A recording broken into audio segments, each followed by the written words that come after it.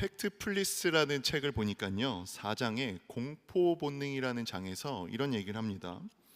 사람들이 가장 무서워하는 것을 물어보면 항상 거의 높은 순위를 차지하는 것이 4가지 있다고 합니다. 첫 번째 뱀, 그 다음에 거미, 높은 곳, 그 다음에 작은 공간에 갇히는 것, 이것 4가지를 얘기한다고 합니다. 그 외에도 이제 여러 가지가 있는데, 사람들 앞에서 말하기, 비행기, 쥐, 낯선 사람, 개, 피, 어둠, 이것을 사람들이 두려워한다고 합니다. 근데 이 책에서요, 한 가지를 예를 들면서 얘기하는데 그게 비행기입니다. 비행기. 2016년에 총 4만 대의 항공기가 목적지에 무사히 착륙했다고 합니다. 사고 없이요. 하지만 여기서 치명적 사고를 당했던 항공기가 있었는데 그건 10대였다고 합니다. 그러니까 4만 대 중에 10대. 퍼센트로 하면요, 0.000025%. 이게 좀 감이 잘 안 오시죠? 이거 저도 감이 잘 안 와서 좀 찾아봤더니 로또에 당첨될, 로또 1등에 당첨될 확률이 몇 퍼센트인지 아나요? 제가 아까 항공기 사고가 날 확률이 0.000025라고 했어요. 로또 1등에 당첨될 확률은 0.000012%, 그리고 로또 2등에 당첨될 확률은 0.000073%. 그러니까요, 항공기 사고 날 확률은 로또 1등과 2등 어디 중간 정도에 있는 확률이라고 보시면 됩니다. 여러분 혹시 로또 1등에 당첨돼 본 사람 있나요? 한번 손 한번 들어볼까요? 네. 이때 막 기지개 펴면 안 돼요. 제가 오해하니까. 로또 2등에 당첨돼 본 사람 없나요? 없죠. 로또 3등에 당첨돼 본 사람 가끔 있던데. 저 방금 누가 코를 만졌는데 코 만진 거죠? 네. 자, 로또 3등에 당첨될 확률은 0.0028%라고 합니다. 그런데요, 이 책에서 뭘 얘기하냐면요, 언론은 0.000025%인 사고가 난 10대의 항공기에 집중한다라고 이야기합니다. 무사히 착륙한 항공기가 4만 대나 되는데 거기에 집중하지 않고 10대에 집중하는 거예요. 왜냐하면 4만 대가 무사히 착륙했다는 것은 뉴스거리가 되지 않기 때문입니다. 자, 한번 이런 생각을 해봤어요. 이런 보도가 있다고 한번 생각해요. 여러분 뉴스를 딱 보는데요, 기자가 나와서 이런 보도를 하는 거예요. 제주도에서 출발한 아시아나 항공기가 오늘 오후 2시 대구공항에 무사히 도착했다고 합니다. 이상 KBS 김규섭 기자였습니다. 자, 이런 기사를 여러분들이 뉴스에서 봤다고 생각해 보세요. 저도 생각을 해보니까 만약 이런 기사가 있었다고 하면 지금 이 보도를 왜 하는 거야? 약간 이런 생각이 들 것 같아요. 무사히 도착했는데 왜 지금 이걸 보도한 거지? 라는 생각이 들 것 같습니다. 아무도 관심을 갖지 않을 거예요. 왜냐하면 평범한 사건은 뉴스가 되지 않기 때문입니다. 뉴스가 되기 위해서는 기자들은 이런 얘기를 한다고 해요. 개가 사람을 물었다 라고 하면 뉴스거리가 되지 않는데요, 근데 사람이 개를 물었다 이러면 뉴스거리가 된다고 합니다. 왜냐하면 평범하지 않은 사건이니까. 평범하지 않은 사건에 사람들은 공포를 느끼고 그것을 언론은 이용한다라고 이야기합니다. 그러니까 어쩌면 우리는 굉장히 적은 확률의 어떤 사건들에 자꾸 노출되고 있는 것 같다는 생각이 들었습니다. 그래서 세상은 자꾸 우리에게 공포를 부추기는 거예요. 어떻게 보면 이 사회는, 지금 우리가 살고 있는 이 사회는 공포 사회와도 같지 않나라는 생각이 들기도 했습니다. 제가 이 얘기를 하는 이유가요, 오늘 우리가 읽었던 여호수아 1장 1절이 우리가 읽기엔 별거 아니지만 이 백성들, 이스라엘 백성들이 받아들이기에는, 그리고 여호수아가 받아들이기에는 너무 두려운 사건이었기 때문입니다. 1장 1절 다시 한번 읽어볼까요? 어떻게 시작되는지. 1장 1절 같이 한번 읽어볼게요. 여호와의 종 모세가 죽은 후에 여호와께서 모세의 수종자 눈의 아들 여호수아에게 말씀하여 이르시되, 여호와의 종 모세가 뭐 했다고요? 죽은 후에. 여호수아 1장은요, 여호수아가 이스라엘 백성의 지도자로 세워지는 장면을 말하고 있습니다. 그런데 1절에서 일단 먼저 모세가 죽었다라고 이야기하고 있습니다. 모세는요, 출애굽하고 지금까지 이스라엘 백성들을 인도한 지도자였습니다. 그냥 정치적 지도자였을 뿐만 아니라 하나님과 대면하는 이스라엘의 영적 지도자였어요. 모세 다음으로 세워진 이 여호수아도 모세의 죽음으로 인하여 두려움이 엄습했습니다. 40년간 모세를 의지해 왔었기 때문입니다. 거기에 지금 상황도 녹록치가 않아요. 이스라엘은 지금 가나안을 향해서 가고 있는데 요단강 건너편인 모압 평지에 진을 치고 있었습니다. 그들은 하나님께서 약속한 가나안 땅에 가려면 지금 이 요단강을 건너야 되는데 이 요단강은 너무 물이 많아서 넘실거리고 있었어요.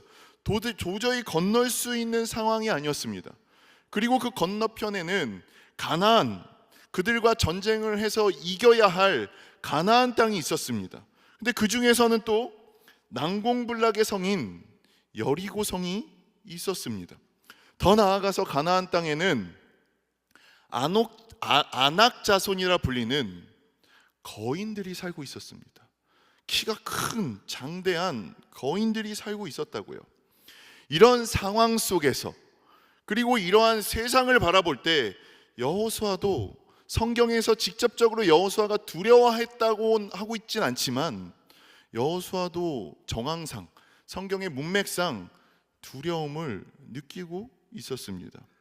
어쩌면 우리도 마찬가지라는 생각이 듭니다. 우리도 상황을 바라보면, 그리고 이 세상을 바라보면 두려움에 살아갈 수밖에 없지 않는 그런 우리의 모습은 아닌지 한번 그런 생각이 들었습니다. 요즘요, 청년들을요, M4 세대라 부른다고 합니다. 경제적 어려움으로 인해서 무엇인가를 포기해야 되는 세대를 M4 세대라고 합니다. 2015년에 먼저 3포 세대라고 불렸대요. 연애, 결혼, 출산을 포기할 수밖에 없는 이 세대. 그런데 이게 시간이 지나면서 5포 세대가 되었습니다. 두 개가 는 거죠. 그 두 개가 는 건 내 집 마련, 그리고 인간관계까지 포기하는 세대. 그리고 이게 시간이 더 지나면서 7포 세대가 되었다고 해요. 그 두 가지는 뭐가 늘었냐면요, 꿈과 희망까지 포기해야 하는 세대가 되었다고 합니다.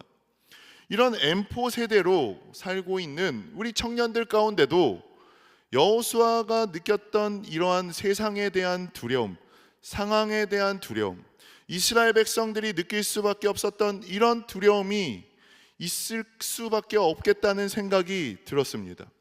오늘 이 여호수아, 두려워하고 있는 이 여호수아를 불러내서 강하고 담대하게, 그리고 형통하게 사용하시는 그 말씀을 통하여 이러한 두려운 시대 가운데 살아가고 있는 우리 청년들 가운데 큰 위로와 도전이 될 수 있기를 이 시간 주님의 이름으로 축원합니다. 이렇게 두려움에 떨고 있는 여호수아에게 하나님께서 이렇게 말씀하세요. 우리 한번 2절 같이 한번 읽어보겠습니다. 2절입니다. 내 종 모세가 죽었으니 이제 너는 이 모든 백성과 더불어 일어나 이 요단을 건너 내가 그들 곧 이스라엘 자손에게 주는 땅으로 가라. 모세가 죽었다는 말을 반복하면서 뭐라고 말씀하시냐면요, 너는 이 모든 백성과 더불어 일어나라라고 말씀하고 있습니다. 여기서 일어나라는 것은 단순히 육체적으로 일어나는 것을 넘어서요, 행동을 다시 시작하라는 겁니다. 정지 상태에서 멈춰 있던 것에서 이제는 벗어나야 된다라고 말씀하고 있습니다. 모세의 죽음으로 이스라엘 백성들은 어쩌면 두려움으로 잠시 주춤하고 있었는지 모르겠습니다. 그런데 하나님께서 말씀하고 있는 거예요. 이제 그 상황에 억눌려서, 그 세상에 억눌려서 멈춰 있지 말고 일어나라라고 말씀하고 있습니다. 주춤하지 말고 일어나라라고 말씀하고 있습니다. 그런데요, 우리 하나님은 그냥 일어나라라고 말씀하는 게 아니에요. 여러분 생각해 보세요. 일어나라라고 한다고 그래 하나님 일어나라고 했으니까 내가 일어나자 이렇게 되지 않잖아요. 그래서 하나님께서 이어서 이렇게 약속을 해주세요. 어떤 약속을 해주시냐면 1장 5절입니다. 우리 한번 5절도 같이 한번 읽어볼게요. 내 평생에 너를 능히 대적할 자가 없으리니 내가 모세와 함께 있었던 것 같이 너와 함께 있을 것임이니이다. 내가 너를 떠나지 아니하며 버리지 아니하리니. 이 말씀이요, 여호수아에게 얼마나 큰 힘이 됐을까요? 상황에 두려워하고 있는 여호수아에게 일어나라라고 말씀하신 다음에 이렇게 말씀하는 거예요.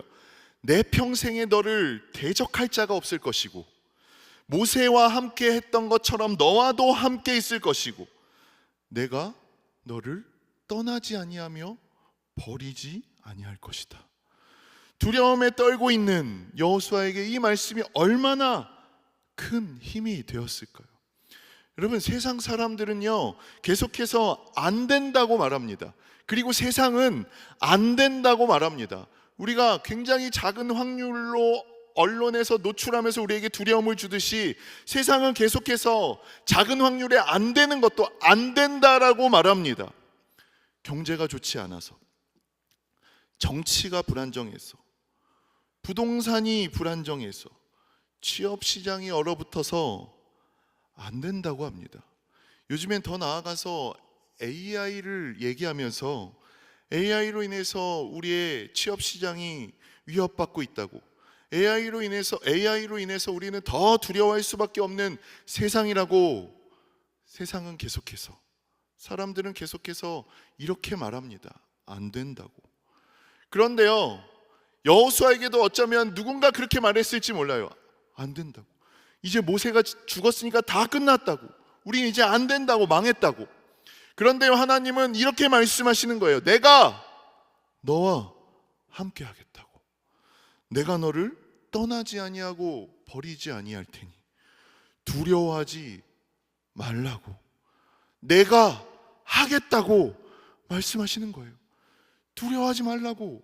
내가 하겠다고. 여러분, 이 말씀을 믿으세요? 하나님이 이렇게 말씀하시는 분이라는 것을 믿으세요? 여호수아 시대의 하나님과 지금 우리가 살고 있는 이 시대의 하나님이 같은 하나님이라는 거 여러분 믿으시나요? 그런데요, 어떤 사람들은 뭐라고 얘기하냐면요, 하나님은요 이 세상을 지으시고 이제는 더 이상 이 세상에 개입하지 않는다라고 말하는 사람들이 있어요. 마치 시계공이 시계를 만들어 놓고 배터리를 넣고 태엽을 감으면 시계가 시계공의 도움 없이 알아서 시계가 가듯이 이 세상도 하나님이 지으시고 하나님께서 더 이상 이 세상에 개입하지 않는다라고 말하는 사람들이 있습니다. 이걸 이신론이라고 말합니다. 그런데요, 우린 이걸 믿지 않아요. 아니야, 하나님은 여전히 이 세상에 개입하고 계시고 통치하고 계셔라고 믿습니다.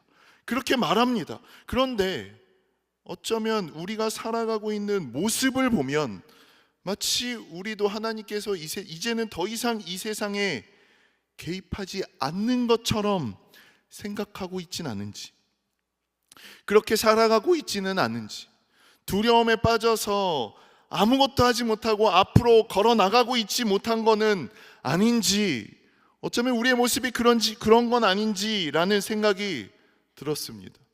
하지만 저는요, 하나님이 이 세상을 창조하시고 이 세상과 우주를 지금도 통치하시고 여호수아에게 말씀을 주셨던 그 하나님이 지금도 우리에게 말씀을 통하여 말씀하시는, 이 세상의 역사에 개입하시는 하나님이신 줄 믿습니다.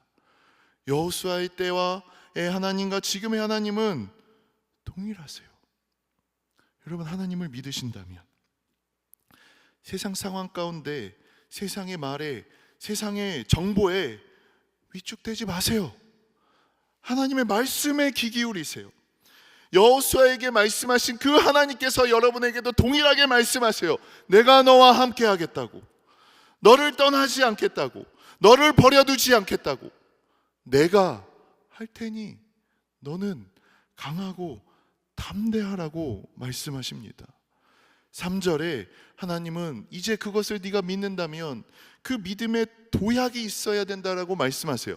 우리 한번 3절도 읽어볼게요. 3절 읽겠습니다. 내가 모세에게 말한 바와 같이 너희 발바닥으로 밟는 모든 곳은 모두 내가 너희에게 주었노니. 네, 굉장히 신기하지 않나요? 일단 먼저 모두 내가 너희에게 주었노니, 먼저 주었다고 말씀하고 계세요. 지금 이스라엘 백성은 아직 가나안 땅에 들어가지 못했어요. 전쟁을 시작도 하지 않았다고요.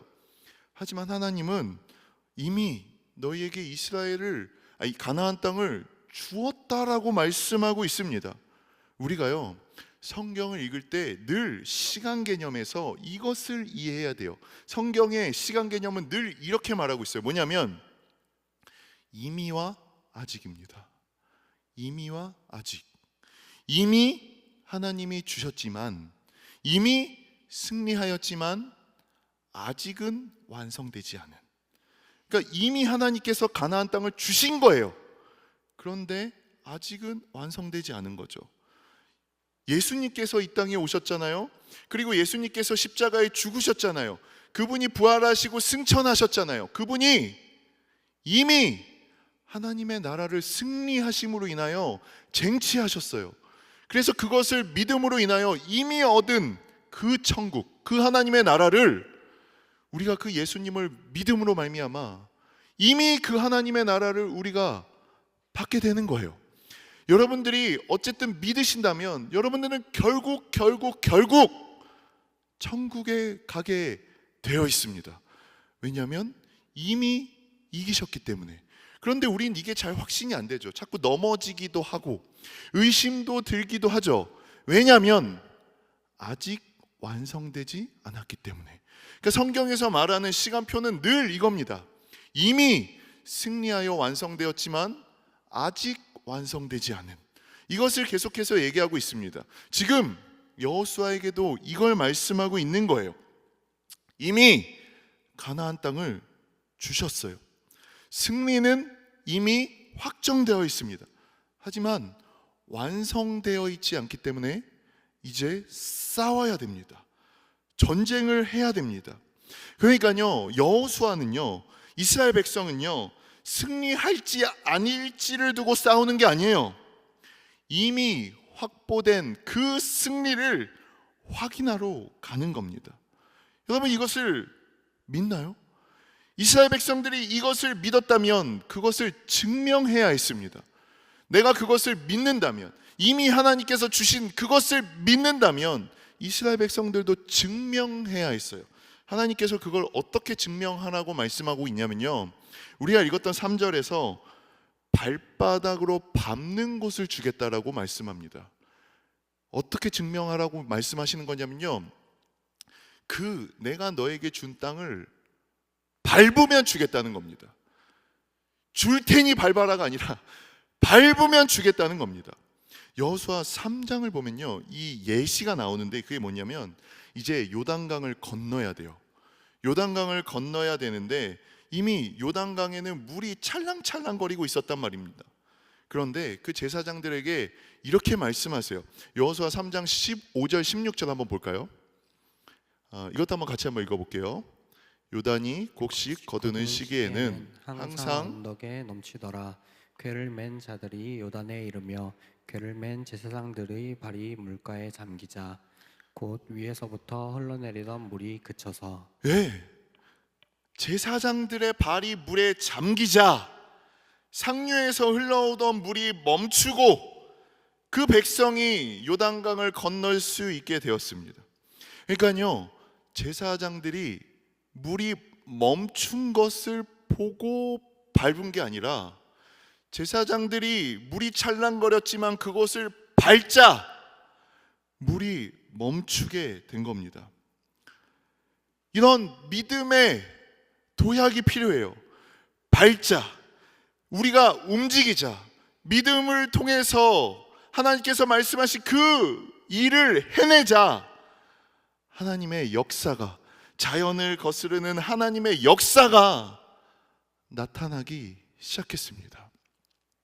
제가 이걸 생각하면서, 이 말씀을 생각하면서 한 예가 생각이 들었는데요, 제가 전에 금요 예배 설교 때 한번 예를 들었던 예입니다. 아마 여기 금요 예배 오신 분들은 많이 들었을 예인데요. 저는 이제 경기도에 살다가 대구에 왔습니다. 제가 사는 곳은 서문시장 바로 옆이에요. 걸어서 저는 5분이면 서문시장을 갈 수 있거든요. 근데 서문시장을 갈 때마다 제가 드는 생각이, 서문시장은 비싸다라는 생각이 자꾸 드는 거예요. 서문시장은 싸지 않네, 비싸네 라는 생각이 들었습니다. 그랬더니 이 얘기를 제가 한 목사님에게 말씀을 드렸더니, 그 목사님이 목사님 시장 가서 가격 물어볼 때 뭐라고 물어보셨습니까? 이렇게 묻더라고요. 그래서 제가 이거 얼마예요? 라고 물었죠. 거기에 문제가 있습니다. 이렇게 말했어요. 당신이 비싸게 산 이유는 거기에 있습니다. 저를 따라해 보십시오. 그러더니 이제 시장 가서 가격을 물을 때 이렇게 물어보라고 했어요. 이거 얼만겨? 이렇게 물어보래요. 이거 맞죠? 제가 속은 거 아니죠? 대구에서 이렇게 묻는 거죠. 이거 얼만겨? 이렇게 물으라고 했어요. 그렇게 하면 싸게 살 수 있냐고 했더니 가격이 내려갈 거라고 이렇게 물어보면, 그래서 알겠다. 그리고 제가 연습을 했습니다. 이거 얼만겨? 이거 얼만겨? 그 이제 진짜 서문시장 저 5분이면 걸어가니까요. 5분 동안 걸어가서 가는 동안 계속 연습했어요. 이거 얼만겨? 이거 얼만겨? 이거 얼만겨? 이거 얼만겨? 그 이제 시장에 딱 갔죠. 딱 물건을 고른 다음에 이거 얼만겨? 이거 얼만겨? 속으로 이거 얼만겨 한 다음에 딱 용기를 내서 고른 다음에 이거 얼마예요? 이렇게 안 돼요. 안 돼요. 지금 제가 산 지가 3년이 됐는데도 제가 그 앞에 있으니까 되게 담대해 보이지만 생각보다 되게 소심하거든요. 안 돼요. 제가 그 사무실에서 복사기를 이제 인쇄를 해야 되는, 좀 급하게 뽑아서 가야 되는데 종이가 걸린 거예요. 종이 막 겨우 걸린 거 찾아갖고 뽑은 다음에 다시 이제 정상화 시킨 다음에 다시 인쇄를 걸었는데 두 번째 또 걸렸어요. 그래서 또 해서 종이, 이거 아시죠? 여러분 이거 프린트 뭐 복사기 쓰신 분들 또 빼서 또 세 번째 또 걸렸어요. 제가 속으로 너무 짜증이 나서 제 탁 속으로 진짜 저 되게 깜짝 놀랐어요. 내가 속으로 이렇게 생각했어요. 이거 와 이라노? 이게 제 속에서 이런 생각이 들었어요. 야, 대구 사람 다 됐네. 혼자 생각하면서 그러면서 이제 주변을 둘러봤어요. 제가 생각보다 소심하니까 누가 있는지 없는지 한번 확인한 다음에 살짝 내뱉었습니다. 이거 와 이라노? 속으로 속삭였습니다. 근데 안 돼요. 이게 제가 막 한번 얘기해보고 싶어도 제가 얘기하면 다 웃으니까 어설프다고 웃으니까 안 돼요. 근데 제가 저희 애들이 있는데, 제 애가 아들 셋이거든요. 초등학생 둘, 중학생 하나인데 대구 온 지 한 5개월 만에 친구들하고 통화를 하는데 영락없이 대구에 여러분들이 봤을 땐 좀 어설플 수 있는데 제가 봤을 때 완전 대구 사람이 됐어요. 말을 얼마나 잘 구사하는지. 제가 대구 온 걸 한 번도 후회한 적이 없는데 한 번 딱 우리 애들 그 언어 구사하는 거 보니까 한 번 후회가 되더라고요. 그 사투리 써서 후회되는 게 아니라 이럴 줄 알았으면 영어권을 갔으면 애들이 영어를 배웠을 텐데, 약간 이런 생각은 한번 들더라고요. 애들이 얘들은 뭐 되든 안 되든 막 뱉는 거예요. 한참 BTS가 막 유행했을 때 인기가 지금도 인기가 많죠. 근데 그때 다이너마이트라는 노래가 있는데 이거 다 영어잖아요. 그러니까 저 같은 사람은 그냥 이렇게 음만 흥얼거린단 말이죠. 영어를 잘 못하니까. 근데 우리 애들은 영어가 되든 안 되든 그걸 똑같이 흉내내면서 그걸 똑같이 다 뱉으면서 막 노래를 하더라고요. 들으면 진짜 웃겨요. 정말 뭐 영어도 아니고 외계어인가 싶을 정도로 진짜 웃긴데 애들은 그거 아랑곳하지 않고 그걸 끝까지 다 불러요. 그리고 어느 순간은 약간 비슷하게 부르더라고요. 저거구나. 아이들이 언어가 느는 이유는 여기에 있구나. 되든 안 되든 뱉는 거예요. 그냥 막 뱉는 거예요. 그러니까 마찬가지예요. 저는 믿음도 마찬가지라는 생각이 들었어요. 여러분이 믿는다면 부끄러워하지 말고 밟는 거예요. 그 땅을 밟는 거예요. 주저하지 말고 일어나서 그 땅을 밟는 거예요. 혹시 두려움 때문에 시도조차 하지 못하고 주저앉고 있지는 않나요? 그렇다면 여러분 그 땅을 밟지 않고 일어나지 않고 계속해서 주저하고 있다면 제가 장담하는데 여러분들의 삶 가운데는 어떠한 일도 나타나지 않을 거예요. 어떠한 일도 벌어지지 않을 거예요.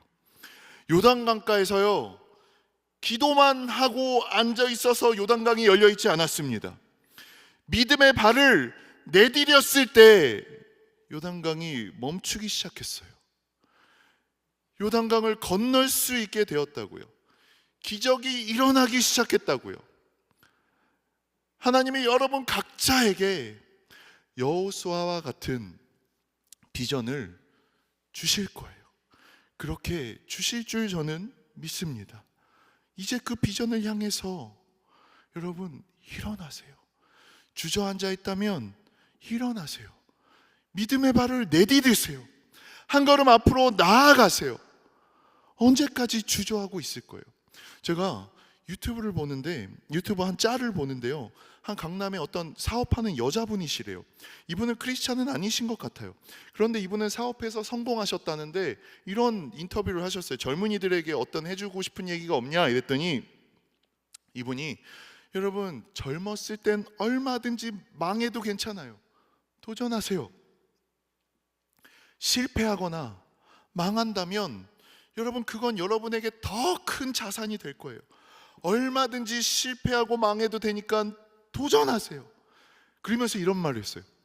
가보지 않은 사람들은 도전하는 사람에게 늘 부정적인 말을 합니다. 이렇게 말을 하는 거예요. 그러면서 예를 드는데, 이 굉장히 세속적인 예인데 굉장히 좀 와닿았어요. 예를 들면서 이렇게 얘기했어요. 제가 예를 들어볼게요. 그랬더니 저는 벤츠를 타요 이러더라고요. 저는 벤츠를 타는데 대부분 벤츠를 타지 않는 사람들이 벤츠는 이제 뭐 중국차다, 벤츠는 잔고장이 많다, 벤츠는 이제 끝났다, 그러면서 벤츠를 부정적으로 말한다는 거예요. 그런데 거기서 그분이 아주 핵심적인 말을 했어요. 뭐라고 얘기했냐면, 그분들은 벤츠를 안 타기 때문에 그렇게 얘기하는 거예요. 이렇게 말을 했어요. 굉장히 세속적인 말이었어요. 굉장히 세속적인 말이지만, 그리고 이렇게 얘기했어요. 벤츠를 타지 않는 사람들이 벤츠에 대해서 부정적으로 말합니다. 이런 말을 하더라고요. 저는 사실 안 타봤기 때문에 잘 모르겠습니다. 그런데 어쨌든 이런 얘기를 했어요. 굉장히 세속적인 얘기인데 이분의 얘기에 저는 굉장히 인사이트가 있다는 생각이 들었어요. 실패를 두려워하지 말라. 성공을 향해서 나아가라. 그리고 사람들은 다 부정적인 말을 하지만 거기에 넘어지지 말라. 이런 말을 했습니다. 그런데 뭔가 이 여자의 막 그 자랑스러워하는 그 말을 보면서 한 가지 이런 생각이 들었어요. 저 여자분은 모르는 게 하나 있지. 저 여자분은 모르는 게 있어. 그게 뭐냐면요, 모든 것을 역전시키실 수 있는 하나님, 이 세상을 창조하셔서 지금도 역사 가운데 개입하시는 하나님, 믿음의 발을 내디딜 때 도와주시고 인도하시며 상황을 역전시키실 수 있는 하나님. 여러분, 믿지 않는 사람도 이렇게 말하잖아요. 그런데 우리는 하나님을 믿잖아요. 거기다 하나님께서 이렇게 말씀하시잖아요. 내가 도울게, 내가 함께 할게. 사람들이 여러분들에게 부정적으로 옆에서 계속해서 얘기할 수 있어요. 하지만 거기에 위축되지 마세요. 하나님은 계속해서 여러분에게 말씀하세요. 내가 도울게, 내가 함께 할게. 사람들은 여러분들을 그렇게 도울 수가 없어요. 어떤 사람도. 부모님도 여러분들을 그렇게 도울 수는 없어요. 부모님은 돈은 보태줄 수 있겠죠. 돈은 대줄 수 있겠죠. 하지만 누구도 여러분의 시험을 대진봐 줄 수는 없잖아요. 누구도 여러분이 면접 볼 때 여러분 옆에서 함께 해줄 수는 없잖아요. 여러분의 직장생활, 여러분의 사업을 대신해 줄 수 있는 사람은 아무도 없잖아요. 그런데 우리 하나님은 그것도 같이 하시겠대요. 그때도 같이 계시겠대요. 면접 볼 때도 함께 하시겠대요. 시험 볼 때도 함께 하시겠대요. 사업할 때도, 직장생활할 때도 우리 하나님은 함께 하시겠대요. 떠나지 않고 너를 버리지 않겠다라고 말씀하세요. 그리고 우리 하나님은 계속해서 1장 6절에 이렇게 말씀하세요. 강하고 담대하라. 너는 내가 그들의 조상에게 맹세하여 그들에게 주리라 한 이 땅을 이 백성에게 차지하게 하리라. 여호수아는 계속해서 두려웠어요. 그럼에도 불구하고 두려웠어요. 그런데 하나님께서 말씀하시는 거예요.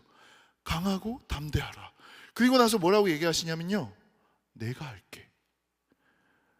너가 하는 게 아니라 내가 할 거야. 강하고 담대하라. 여러분, 이걸요 1장 9절까지 해서 벌써 3번을 말씀하세요. 1장 7절도 보면요, 오직 강하고 극히 담대하여. 1장 9절도 이렇게 말씀해요. 내가 명령한 것이 아니냐. 1장 9절, 강하고 담대하라. 두려워하지 말라. 내가 너와 함께 하겠다. 강하고 담대하라를 3번이나 말씀하세요. 내가 너와 함께 하겠다고. 그리고 내가 할 테니까 그냥 맡기라고. 그러니까 너는 그냥 강하고 담대하면 돼 라고 말씀하고 있는 거예요. 그런데도 안 되죠. 하나님이 함께 하시겠다고, 내가 하겠다고까지 하는데 우리 이 강하고 담대함이 잘 안 돼요. 그래서 하나님께서 마지막으로 특단의 조치를 하나 더 취하십니다. 그게 뭐냐면 1장 8절입니다. 우리 1장 8절 같이 한번 읽어보겠습니다. 읽어볼게요. 이 율법책을 내 입에서 떠나지 말게 하며 주야로 그것을 묵상하여 그 안에 기록된 대로 다 지켜 행하라. 그리하면 내 길이 평탄하게 될 것이며 내가 형통하리라. 네, 강하고 담대해질 수 있는 비결을 말씀하세요. 그게 뭐냐면 첫 번째로 말씀을 네 입에서 떠나지 말게 하라고 말씀하고 있어요. 말씀이 항상 내 안에 있게 하라고, 내 입에 있게 하라고 말씀하는 거예요. 여러분, 제가 성공하는 사람들의 책, 성공하는 사람들의 영상을 보면서 공통점을 발견했는데 그게 뭐냐면요, 긍정적이라는 거예요. 그런데 그 사람들이 긍정적일 수 있는 비결이 뭐냐면, 제가 거기서 봤던 비결, 여러분, 우리가 성공해야 된다는 걸 얘기하는 건 아니에요. 그런데 그 사람들을 보면서 제가 발견한 게 뭐냐면, 이 사람들은 어떤 긍정적인 문장이 있잖아요. 그럼 그거를 쓰고 읽고 외우고 해서 늘 그 문장을 자기 것으로 만들고 있다는 거예요. 그런데 우리 하나님은요, 긍정적인 말씀, 긍정적인 생각들, 긍정적인 문장을 기록하라는 것이 아니라 말씀을 입에 있게 하래요. 이 말씀은요, 긍정적이지 않아요. 이 말씀은요, 성공을 보장하지 않습니다. 말씀은요, 하나님의 말씀은요, 생명을 보장합니다.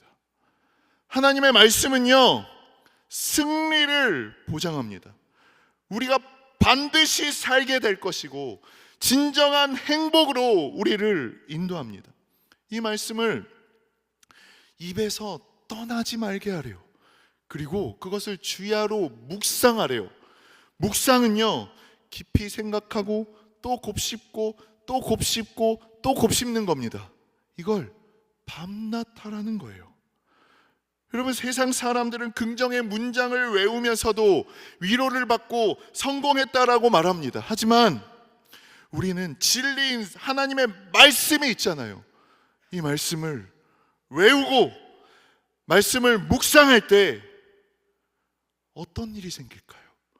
긍정의 문장을 외워도 사람들은 성공할 수 있다라고 말하는데, 이 생명의 진리되는 말씀을 입에서 떠나지 않게 하고 밤낮으로 묵상한다면 어떤 일이 생기겠냐고요. 여러분, 이 말씀을 계속해서 묵상하며 여러분 앞에 곁에 있게 한다면 여러분은 세상을 이기게 될 겁니다. 두려움이 아니라 이미 주신 그 승리로 말미암아 세상 가운데 승리하는 인생이 될 것입니다. 그런데 여기서 끝나지 않아요. 마지막으로 가장 중요한 게 있어요. 그건 뭐냐면, 지식으로 읽는 것에서 끝나면 안 되고 삶에서 실천으로 나타나야 된다는 겁니다. 이게 가장 큰 능력이 나타나는 비결이에요. 바로 발로 밟는 거예요. 발로 밟았을 때, 그 땅을 밟았을 때 하나님의 능력이 나타나잖아요. 그것을 실천으로 옮길 때, 순종하며 나아갈 때 하나님의 역사가 여러분 가운데 나타나게 될 거예요. 어떤 친구들은 이렇게 말할지도 모르겠어요. 아니, 살기도 바쁜데 언제 말씀을 읽고 언제 하나님의 말씀에 순종하냐고 물을 수도 있어요. 그런데요, 지금 여호수아의 상황을 보세요. 여호수아는요, 지금 전쟁을 앞두고 있는 장군이에요. 전쟁을 지금 목전 앞에 두고 있는 장군이라고요.